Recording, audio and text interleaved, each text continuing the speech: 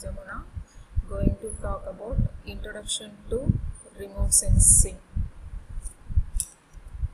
So next one, what is remote sensing? So remote sensing is a method of obtaining information about the properties of an object without coming into physical contact with it. That is nothing but, so what is our eye doing? That is the process of remote sensing here. So what is our doing? Without touching that object, we are sensing what the object is. The same way, by using the sensor, so the remote sensing is nothing but, without touching the object, it will be identify what the image, what the earth feature is. That is called remote sensing. So next one, elements involved in remote sensing. So first one is energy source or illumination. So that is nothing but, energy source or illumination is nothing but sun, or otherwise in the night time we are having no sun.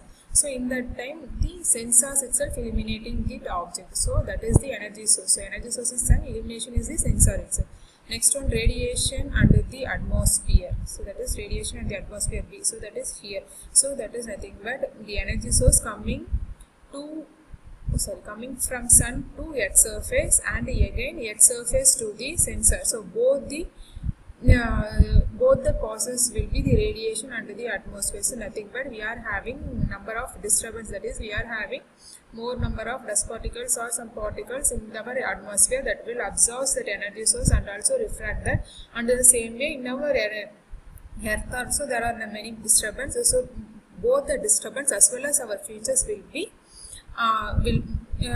stored in our sensor. So next one, interaction with the object. So interaction with the object is nothing but, the interaction in the object is what the earth surface feature is, that feature. So that feature is going to sense. So that is the interaction with the object. Next one, all this, that B and C. So what are the disturbance present in the atmosphere and the earth will be stored in the sensor, that is the object D. So next one, transmission, reception and processing. So that is the stored energy will be transferred by the way of antenna or otherwise by any other source. So by any other series like that. So both them are captured by the antenna, that is the transmission, reception and processing. Next, that will be stored in our stored in systems. So that will be copied by properties or stages, etc. That is the interpretation and analysis process is carried out. So after that, what is the image is taken, so what the use it will be, that will be taken as our application. So that is here target, energy source, transmission and the sensor. After that only the analysis and the interpretation process is carried out. So next one, sensors. So types of sensors, we are majorly having two types. One is passive sensors and another one is active sensors. So passive sensors use energy as sun source, and active sensors use their own energy, that is illumination. So here passive sensors are Landsat, Aster, Quickbird, Icnos are the examples of passive sensor, and active sensors are LIDAR and radar.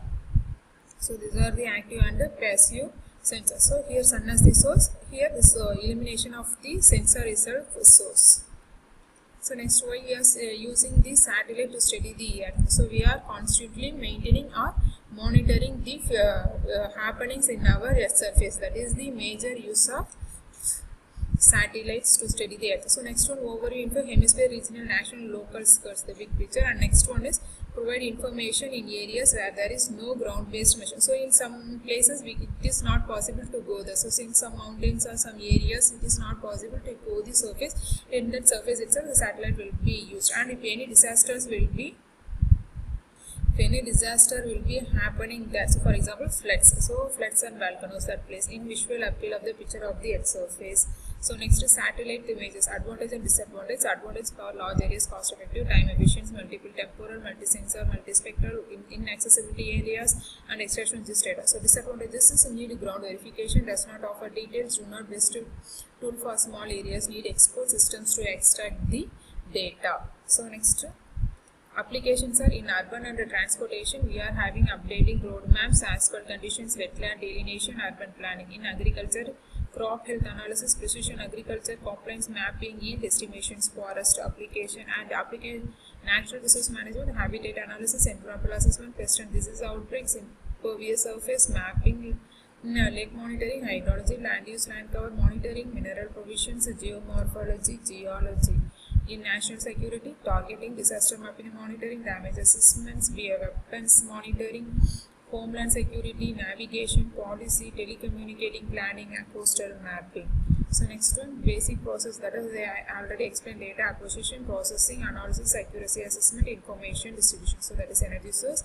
Here conversion from atmosphere, here seed is working, and here is the corrections carried out from the images, and here what is the map we are storing out. So next of type of satellite, we are having geostationary satellite. So geostationary satellites are high altitude satellites. So this is rotated at the speed of the earth. So continuously monitoring the same area, have very high temporal resolution, and used to monitor the same area for hurricanes, tornadoes, or floods, and etc. etc. The conditions to be monitored. And the second one is polar orbiting satellites. At low altitude, it will cover in north and south poles, are which depending. So polar is north and south, and or otherwise it is called as sun-synchronous. It is a fixed at one point, and the earth rotates. The path of that area will be taken into account. So it may be 2-day pauses also happening. So low temporal global coverage and a variety of applications, whatever seen earlier.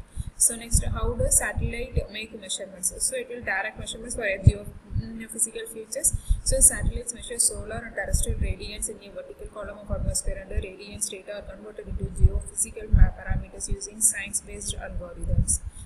Next one, challenges are it is very expensive to build and large, so no direct measurements.